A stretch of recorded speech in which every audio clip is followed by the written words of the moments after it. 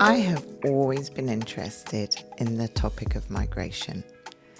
Human beings have been migrating for millennia, and I just see it as such a wonderful opportunity for us to come closer together.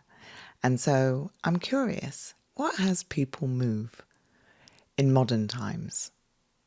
In historic times, they would have moved because initially, I think the first migrations were out of Africa, which is 70,000, 100,000 years ago. And then the shift in agriculture led to a shift in migration patterns. And now, in modern times, everything makes it so easy, so accessible. We've got advancements in the way we can travel. So transportation is really readily accessible. Immigration policies have altered. So, we're more in an environment which is kind of inviting immigration. We've got the situation where we can work remotely. I guess that was always beginning to arise. But with COVID, that's really become a major thing. And I think also the advancements in technology have really made things possible. Things that seemed maybe like inherent barriers before aren't like barriers anymore. And things that might put us off from leaving our families and loved ones, maybe technology has made that seem less intimidating.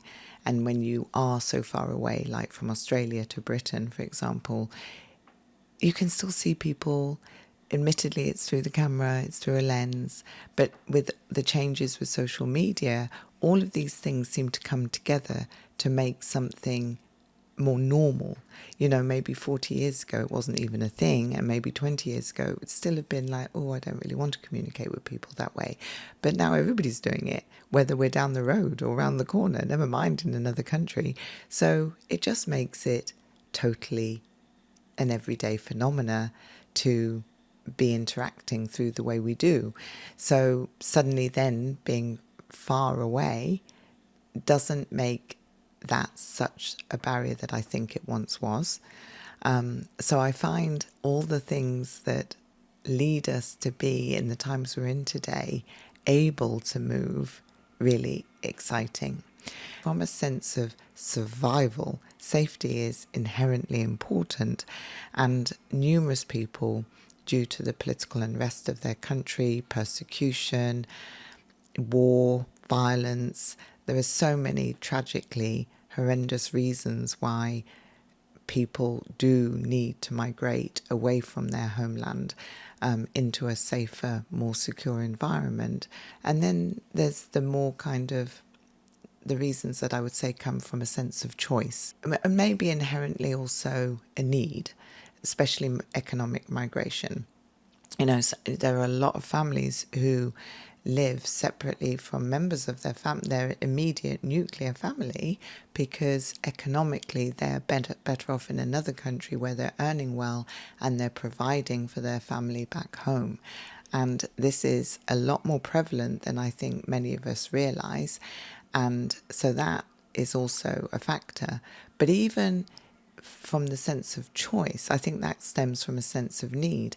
But from a sense of choice, I think my husband and I fit into the economic migration bracket, because we chose to come to America for the job opportunities that were available to my husband here. So I think the economic side falls into choice. And then other areas that are from an aspect of choice are things like education, wanting to give ourselves or our children access to the best education, and sometimes moving as a family accordingly, or maybe one individual moves. Where I live here in Massachusetts, there are numerous students from all over the world who are attending the universities in Boston, because Boston is home to so many colleges and universities.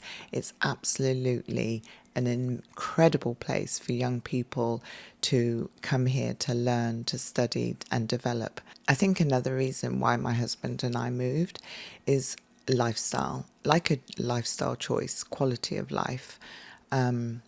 And it's not that we didn't have that in England. I think it again comes back to choice.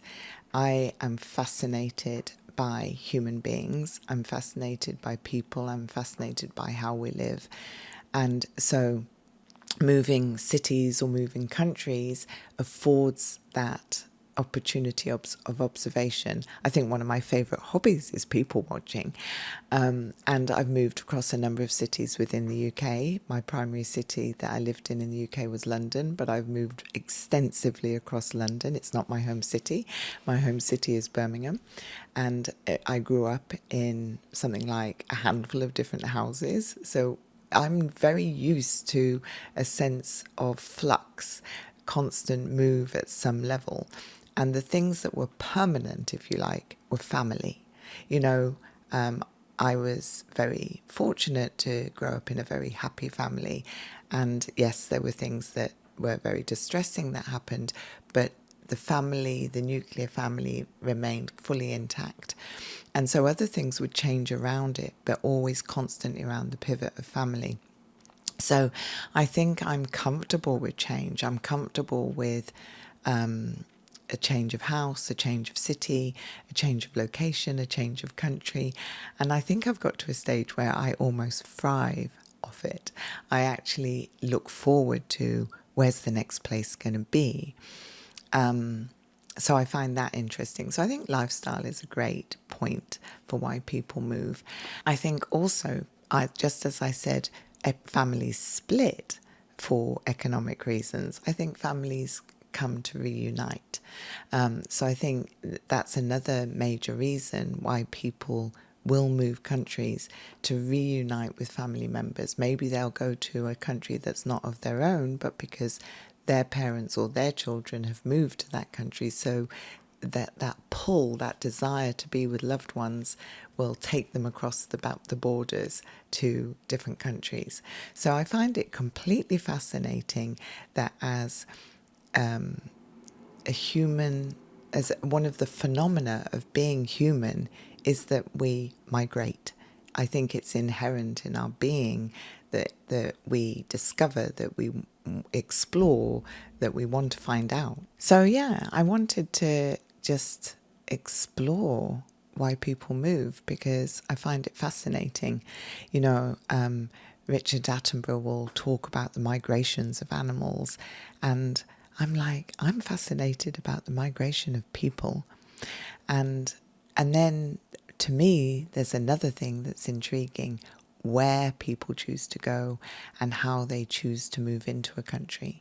Do they choose to move to the people they know, the languages they know, the culture they know, or do they choose to kind of go a bit left field and not know anyone? So that's a whole nother topic in itself. I find the whole premise of moving countries absolutely fascinating.